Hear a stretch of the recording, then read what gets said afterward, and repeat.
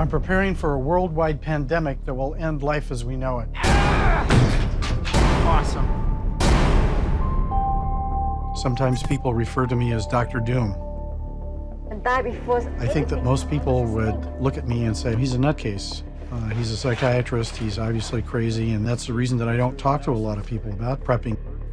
I went to Yale and studied infectious diseases, and that's where I started to get interested in influenza and in particular bird flu.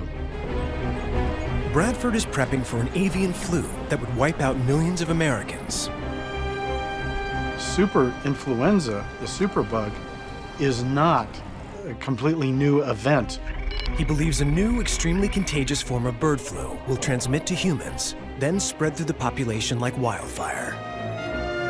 In the United States, grave sites couldn't be dug fast enough, bodies stacked in the streets like cordwood. The World Health Organization considers 100 million infections a conservative estimate for a global pandemic. People would become hysterical, there would be chaos throughout the world. It's not a question if it's going to occur again, it's only a question of when. I really want to go. Bradford wants to get his whole family involved in prepping. I wanted to just kind of go over a couple of things in case I'm not at home when there's a problem. And so he has asked his wife, Naren, to help him inventory his medical supplies. I know you're going to be, I am able to obtain antibiotics and other medications because I am a physician. I actually buy these in large quantities. So we have all these medicines. It's a little bit hard to know what to do with the antibiotics if you're not a doctor. After a pandemic, Bradford believes that hospitals will become hot zones for infection.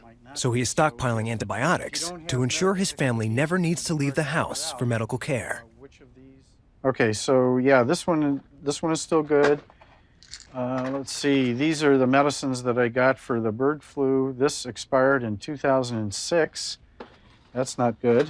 I don't know, you spend so much money on that. I did. These were very expensive medicines. That's money. Bradford has spent about $15,000 on prepping to date, and his wife thinks he's making a bad investment. I told him, do you like to think all negative things and scary things, and nothing's gonna happen.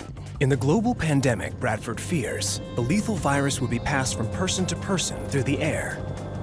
If it was a particularly virulent strain, standing even 6 feet from a contagious person could be deadly.